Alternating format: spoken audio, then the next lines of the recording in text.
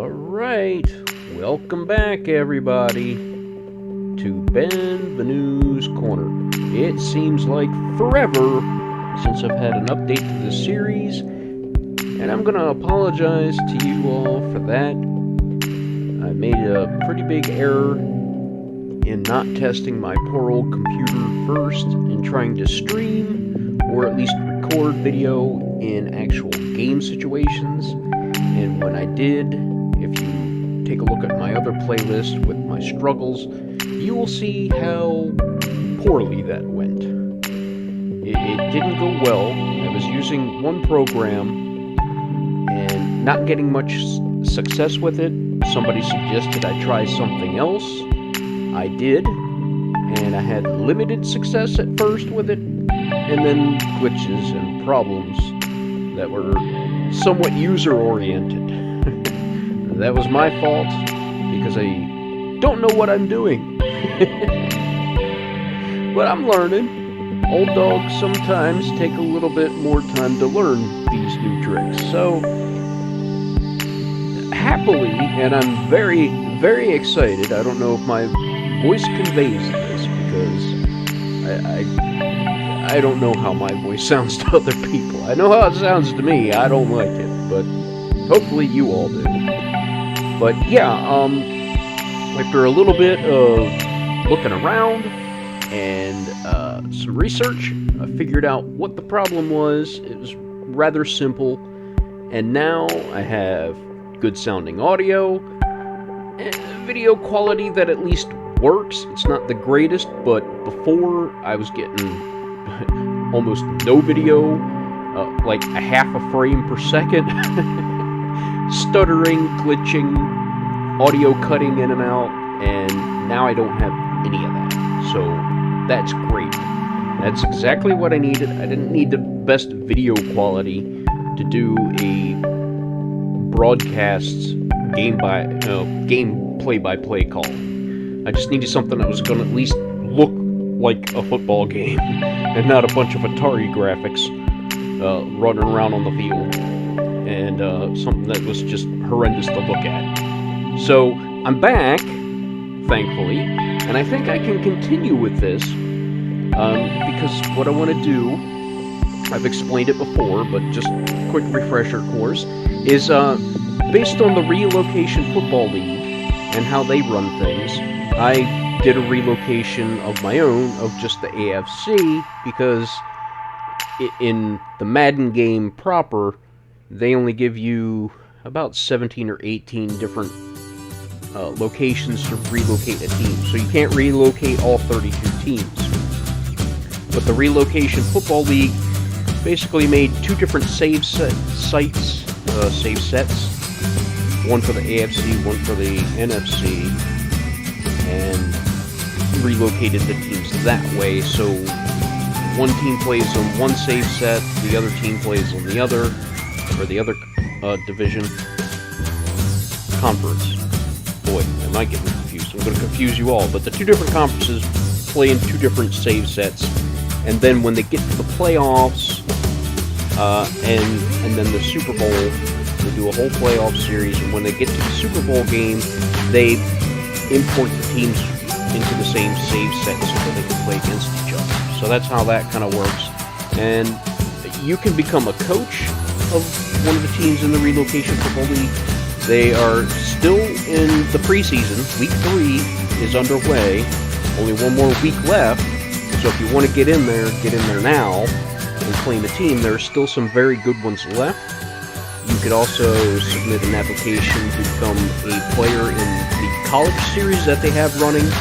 And if you want to keep going, you can progress your college player. And I think they do 2 seasons right now of college. And then if your player's good enough, he may get drafted into the RFL and continue his career there. So it's interesting what they do. They have a website and a YouTube channel, Discord channel. They're on Twitch. They're on Twitter. They're on Facebook.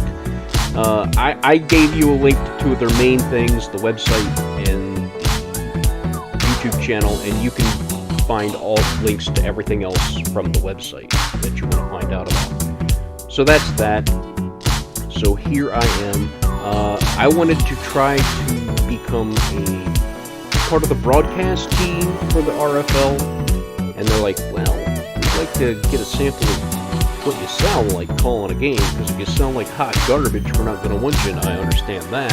The two guys they have doing it, Smitty is also the commissioner of the RFL, and Rob, aka Mix, are the two play-by-play guys they have right now, and they do great jobs on their own, and when they combine with a play-by-play in color, they do a fantastic job. So I was wondering if maybe I could come in as a third wheel, maybe give them a little bit different sound, or be like the sideline reporter, something to contribute a little bit else, something else to it.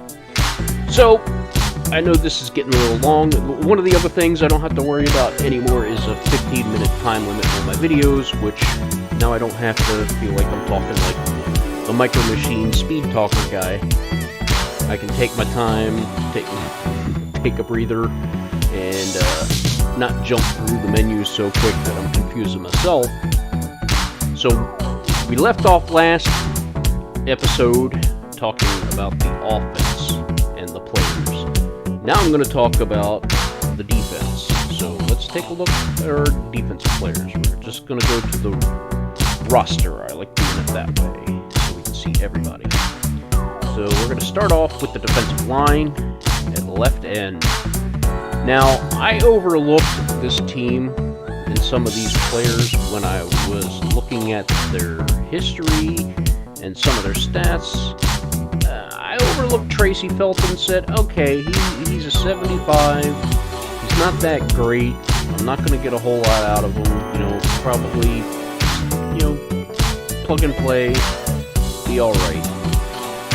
But he has come on for me fairly well. He's a 75 overall. You'll see his production here. And look, it's pretty pedestrian, except for last year. I mean, he had 6 sacks as a starter. That's pretty good, but that was his career high, and I wasn't expecting much more than that on a season for him. But I'm a little bit halfway through the season so far, and he's already got 4.5 sacks for me. He's not getting as many snaps as he was before, because I'm rotating him out on the defensive line. But he's really stepping up for me. He had a really big game where he caused a fumble, recovered it, and ran it in for a touchdown. Actually, no, that wasn't him. My mistake. But he forced a fumble, recovered a fumble, and it led to a touchdown. His backup, just like I said, just plugging in where I can, upgrading where I can. The defensive line was not great on this team. We didn't get a lot of pressure. Is Mac Rowland, I think, he'll be a decent plug-in and player. You see in limited time, tackle for a loss, a sack. He's not going to see a whole lot of time, but he's a rotational piece that will do the job when he gets in there. At right end is my first round pick that I selected in my first ever draft, Vernon Hunt, because believe me, we had nothing as far as defensive end, defensive tackle, edge rusher. I thought we'll get to that in a minute, but Vernon Hunt, and what I liked about him, he's 6'3", 312, built more like a defensive tackle, but with 81 speed and 84 acceleration. He's got 86 strength, he's got the power moves. Block shedding is what is going to need some work, but he's also got great tackling. I mean, he could be a defensive tackle, but I already have a good defensive tackle. Superstar X Factor, got real lucky on that, and kind of looks like Sue. He's got that same look, and you can see he's really, tackles for loss, 2.5 sacks, but he's I'd like to see that go up, but he is disrupting the backfield, which is what I want my defensive line to do, and he is getting that job done backup Chandler McMillan, he's getting very limited playing time. Just a rotational piece. And you can see, you know, very productive and very limited playing time. So, you know, nice backup. If Vernon Hunt were to get injured, I'd probably have to look for another starter here, or maybe rotate some players around to get better talent on the field. I think he'll be okay situationally, but not as a starter. Defensive tackle, second round pick in my draft was Sheldon Bates, because like I said, I needed to beef up this interior, and he is classic 3-4 nose tackle, Vince Wilfork-esque. Not saying he is Vince Wilfork, but that's kind of the mold he is. 6'3", 312, strong, not very fast, but he's the run stuffer. And surprisingly, he is getting pressure up the middle. More of the shoving the offensive line back into the quarterback. Quarterback panics, and then he's there to get that sack. Not he's chasing guys down and flushing them out of the pocket and getting them from behind. I rotate him out. He plays against the run, and then on passing downs, Vernon comes in. Backup Cedric Carr and Marcus Cleveland. Not going to go over them too much, just backup players. Just looking for solid backups that could fill in for emergency and then figure out what you're going to do. Left outside linebacker. 69 overall, not great speed. Again, this is going to be supposedly an edge rusher. I'd like to see more speed from my edge. But Sean Stewart is steady. Solid. He is playing well against the run. He's getting in the backfield, not getting to the quarterback. He does have an interception that he took back for 43 yards and a touchdown, and a fumble recovery that he got for a touchdown as well. Two big impact plays. And I wasn't expecting a whole lot out of him. He's really stepped up for me and solidified the run defense a bit. We're still shaky there. Dejon Monroe, again, just depth. I just had to go with what I thought I could find. Has starter experience, not going to wow you, but if something should happen, I think he could fill in and pick up some slack. Middle linebacker, London Bates. He is phenomenal. I love London Bates. I'm so glad I was able to get him in the draft. You can see, I mentioned in the 3-4 defense that your middle linebackers were super key. They had to be fast. And I think anything under 85 speed is not fast enough for this kind of defense. Maybe in a 4-3 you can get away with it. But in a 3-4, when these guys have to cover a lot of receivers and things like that, you need speed. Acceleration, 91. That's phenomenal for a middle linebacker. And agility. You know, that's safety-like numbers here. And not only in just the speed ratings, but look at these coverage ratings as well. 74-man, 78 zone. Again, that's like drafted cornerback numbers. 82 jumping, pretty good. Let's see. Pursuit could be a little better. Block shedding could be a little better. His tackling's very good for a rookie. Superstar development, and he's up there. 100 tackles on the season, 8 for a loss. 100 tackles, I think he's second or third in the league in tackles. And these sacks have just been coming on lately. Earlier in the season, he would rush from the middle linebacker blitz and not quite get home. But these last couple games, he's picked up a lot of sacks. You can see he's defending some passes there. Leads the league in forced fumbles. And you saw his hit power isn't tremendous. He's not doing it by ramming people and making them drop the football. He is intentionally going in and stripping the ball out, which is cool to see him do that, because he's doing it almost every single time. His His partner in crime, Denario Blanton, I picked up on the free agent market. Not quite as fast as I would like, but real good agility and acceleration.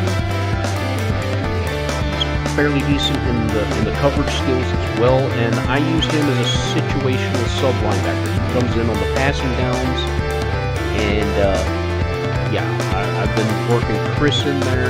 Sometimes you'll see him against the run, tackling is a little better, and not quite as good at coverage skills. And then Jason McKnight's just depth. He's got good speed and decent acceleration. The tackling's not that great. Coverage isn't all that tremendous either, but not bad. Good fill-in player. Good catch. Here comes the surprise. When I looked at Tanner Malone and his stats from previous years, I'm like, I'm going to have to find another edge rusher in the draft at some point. I couldn't address all the needs in the draft this year, but I was like, okay, maybe this next season, this next off season, I'll be looking for edge rushers.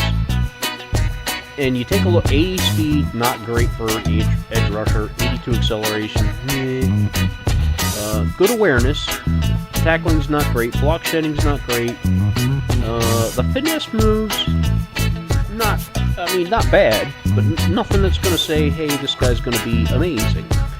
Well, I slept on him, and that was my mistake, because now he's, I think, tied for third or fourth in the league in sacks with 10.5. He's getting in the backfield and disrupting everything, and he's just been a sack machine and causing fumbles, the strip sacks.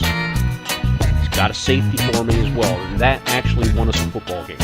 That was the difference in a football game for us, was the safety, 2 points. So Tanner Malone is stepping up. He was not a superstar to start the season. That came during this season. Backup Connor Battles, I believe, was a starter at some point, and then has been eased out of that starting role. No, he's only been with us for 2 years. But solid backup. I'm glad I have him on my team. Limited playing time. You can see he's productive. Tackles in the backfield. He's got a couple sacks. And now we get to the secondary, which is, aside from a couple pieces, a very big problem. Aaron Kershaw was drafted before I got here. I think he was the number 1 pick overall, maybe the number 2.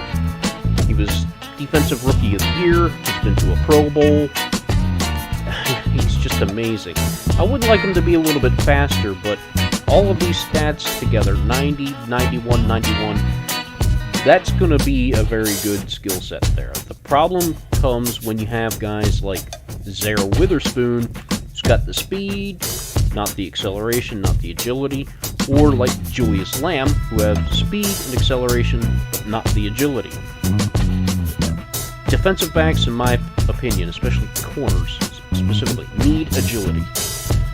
Yeah, it's nice to have great straight line speed and to get up to your speed quickly, but if you can't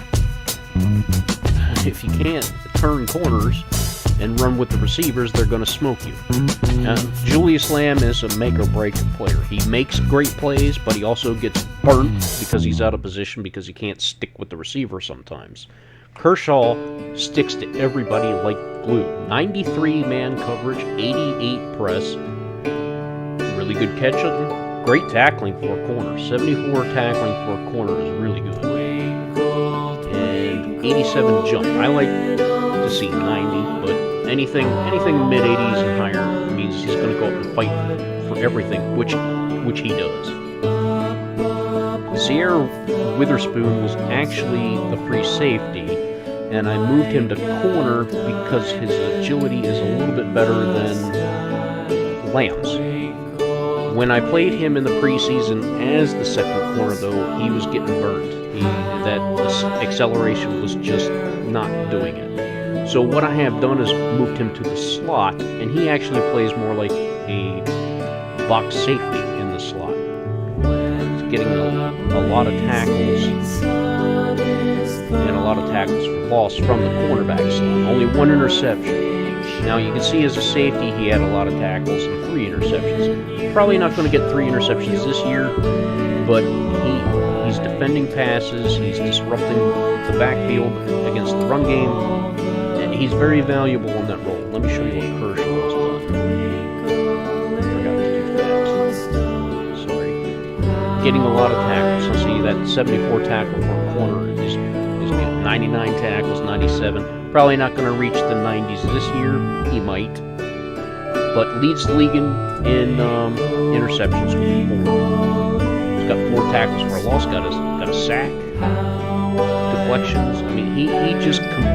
There is no easy catch when Aaron Kershaw is covering.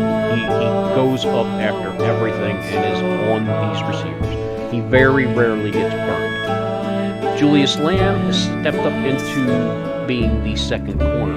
We'll take a look at his numbers. 1 interception, 4 tackles for loss, 35 tackles, 6 deflections. He's the boom or bust guy. He will either make a great play for me or he'll make a bad mistake that goes for the touchdown, and that's a theme for this defense. It's pretty much all or nothing with this defense. They're either shutting somebody down or they're letting up huge plays all the time. Diamond McCoy and Kent Patton are depth players, and I'm not going to go over them too much. Again, they're pretty much in the same mold. Yeah, I got speed, may have acceleration, but this agility is going to kill us, and I'm going to have to look for solutions in the draft or free agency if I can pick up some, like a 75 overall guys. Kind of what I'm going to cap myself with. I don't want to hire a whole bunch of mercenary superstar free agents here. LaMarcus Blades was the corner, but as you can see, he's shorter. He's built more like a safety than a corner. 5'9", 209. That's more corner size or more safety size, and I just didn't like the way he played. Probably because his man coverage is so bad. But way better zone coverage, which fits my free safety role in the 3-4 defense that I'm running perfectly. And he has responded pretty well.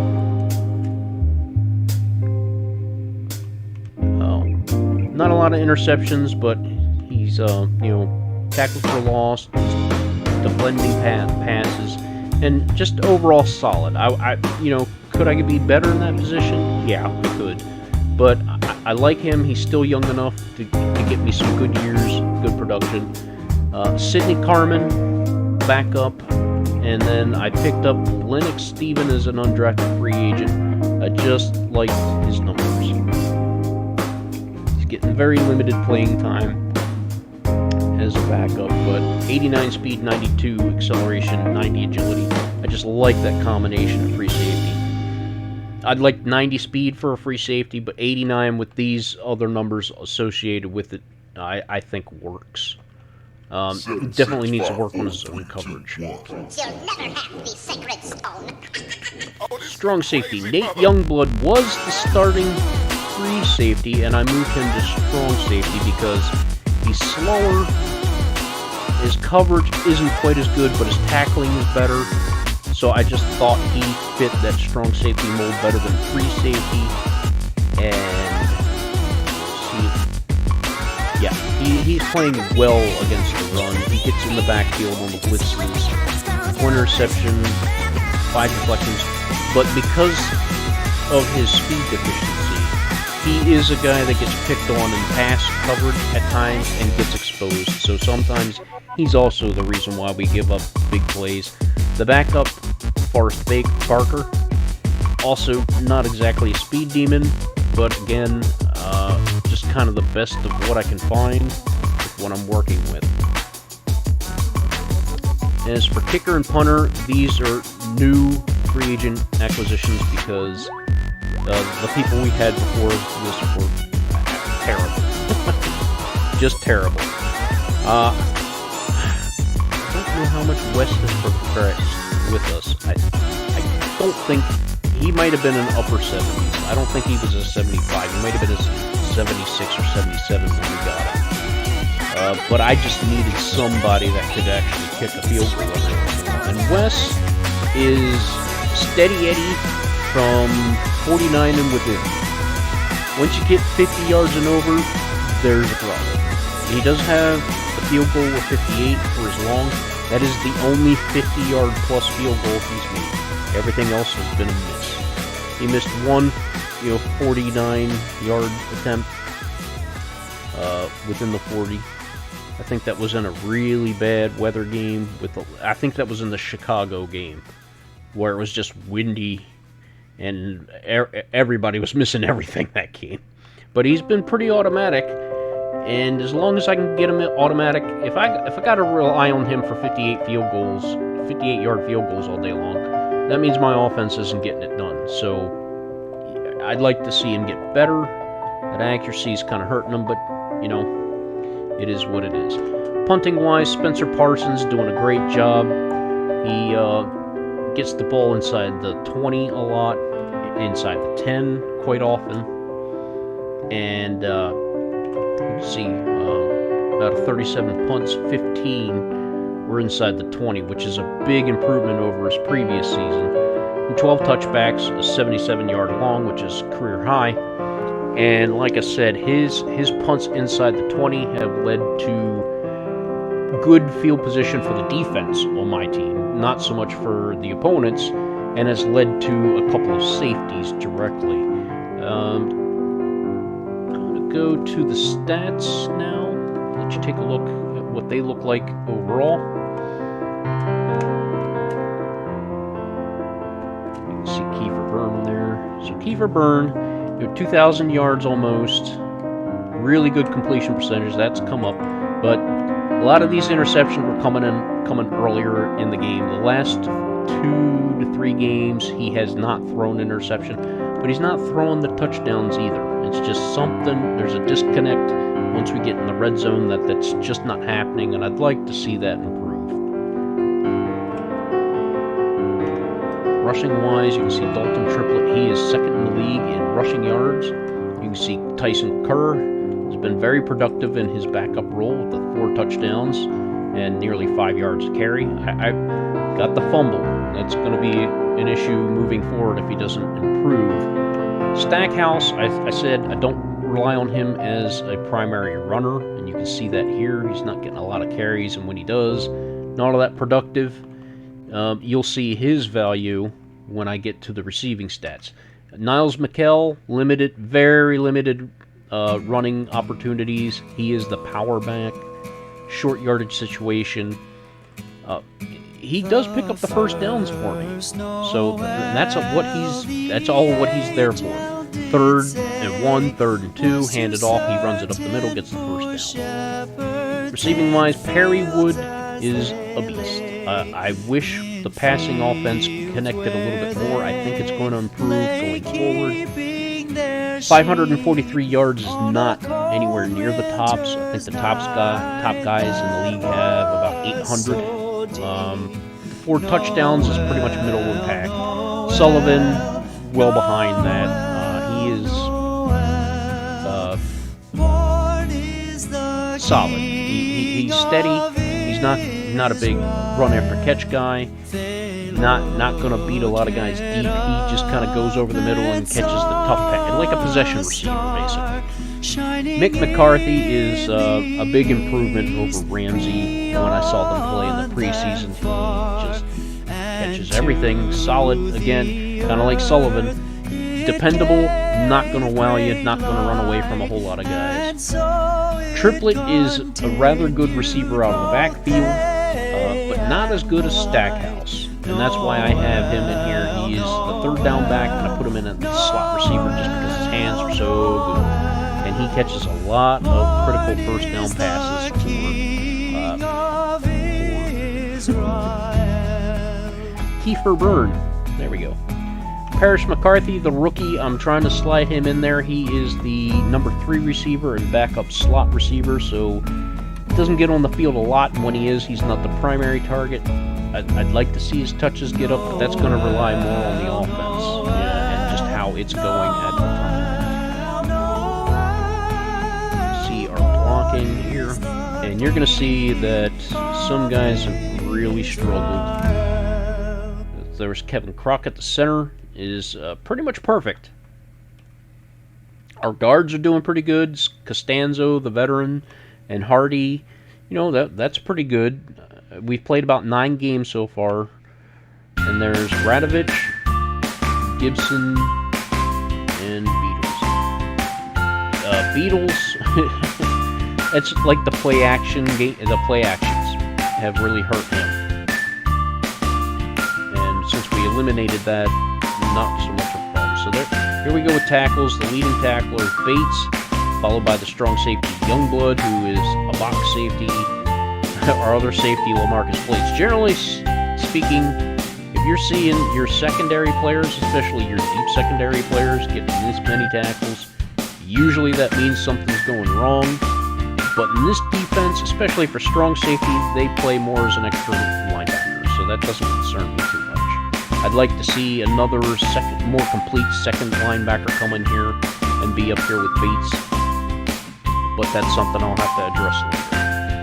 The leading sacks, Tanner Malone by far, and then we got London Bates, Tracy Felton, Vernon Hunt, Planton, Bates, Battles, Kershaw. You can see there's interceptions, by far and away Aaron Kershaw, and then we got a whole lot of guys with just one. Deflections, we're getting a lot of those. Kershaw, Lamb, Youngblood, Zaire Witherspoon,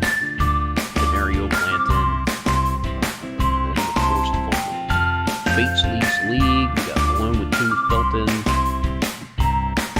Recoveries, we're getting a lot of those, so we're recovering a lot of the fumbles that we are causing, which is great. That really makes a difference. We haven't blocked any kicks. Safeties. Tanner Malone with 1, Sheldon Bates with 1. Touchdowns, defense getting points for us. Stewart, Youngblood, and Lamb. And let's see, kicking. We've already seen what McGuire's doing, pretty much on the money from anything inside of 50 yards. Punting, you've already seen Spencer Parsons. Very good at getting it inside the 20. And here is Curve, the second running back, is the primary kick and punt returner. Pretty steady, nothing. As you can see, his average is 22.2, as long as 29. So he hasn't broken one open on the kick returns yet, but he's very consistent. Now on the punt returns, we had a little surprise breakout last game.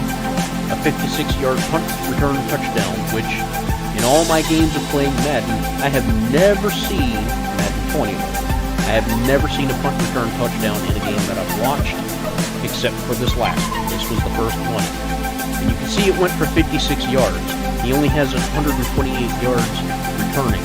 So half of his yards came on that one return.